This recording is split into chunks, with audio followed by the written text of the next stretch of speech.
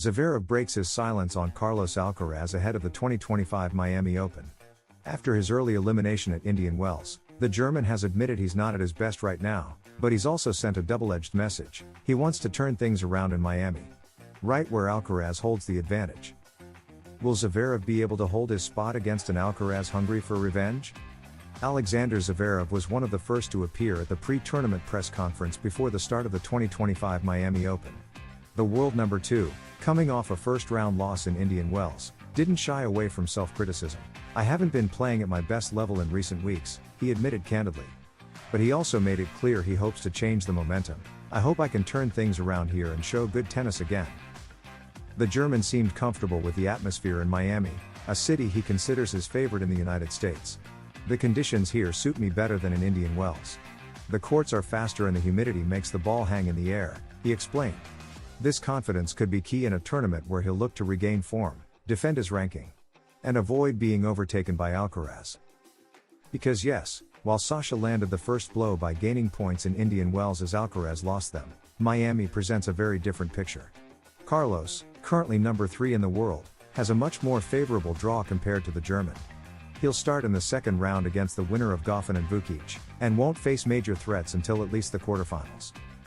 Meanwhile, Zverev has a much tougher path. His potential matchups include informed players with playing styles that could cause him problems. The physical toll of his matches could work against him, especially if the pressure of maintaining the world number 2 spot starts to weigh on him. Zverev also had words for Jack Draper and Holger Rune, 2 players who could face any of the favorites in the later rounds. He praised Draper after his Indian Wells victory, highlighting his maturity and improved forehand. "He's been playing well since last year and deserves to be in the top 10. He also expressed happiness for Rune, acknowledging his fight after a tough period. A statement that makes clear Zverev is keeping an eye on all his rivals. But with Alcaraz, there's a special battle. As for Carlos Alcaraz, his campaign in Miami begins at a critical time. The semi-final loss to Jack Draper in Indian Wells was a heavy blow.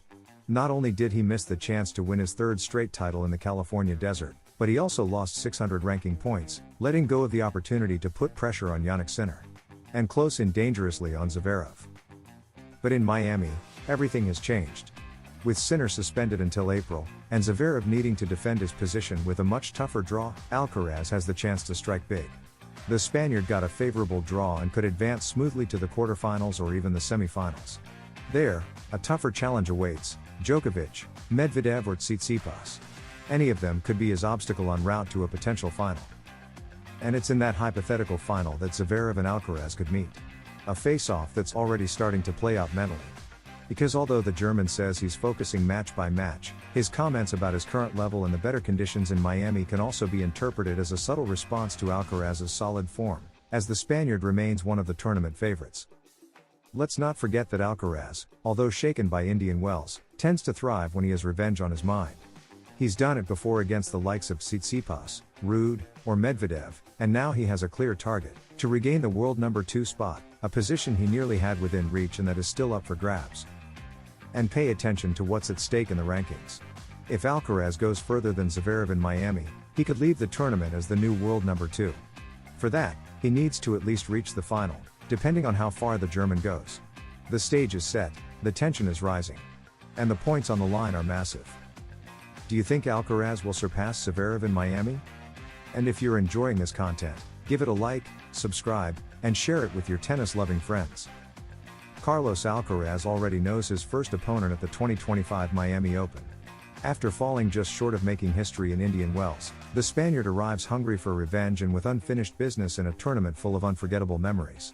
It was here, at just 18 years old, that he lifted his first Masters 1000 trophy, and now he's aiming to reign again in Florida. But it won't be easy. His path begins with a tricky second-round match, and if he advances, the obstacles will only increase, potentially leading to a semi-final against Novak Djokovic. And a hypothetical final against Alexander Zverev. Carlos Alcaraz lands in Miami with a clear goal: to recover the ground lost in Indian Wells and once again lift a trophy he knows very well.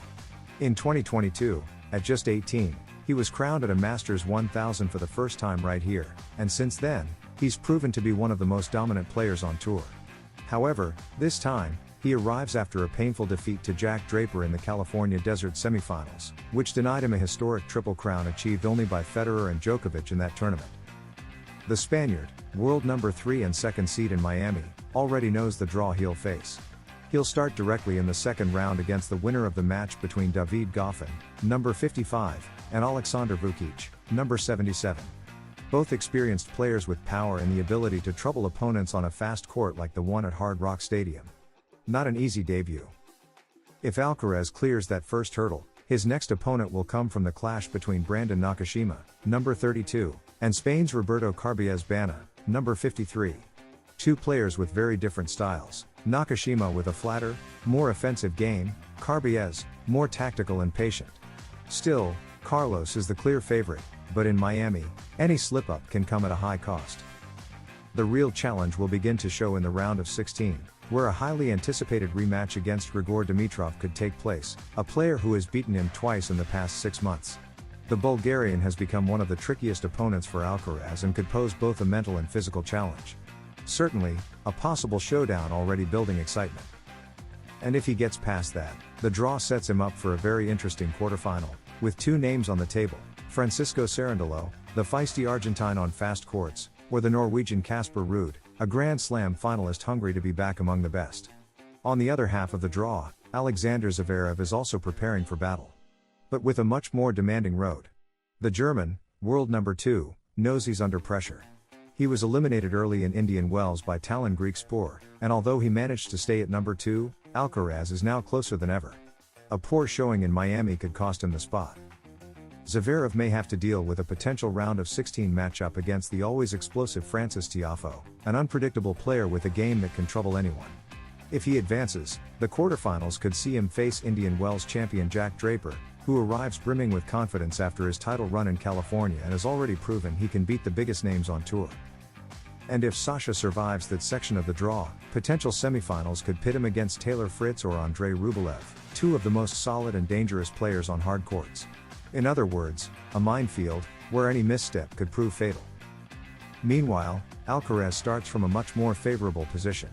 While his section of the draw isn't a cakewalk, it does seem more manageable than Zverev's.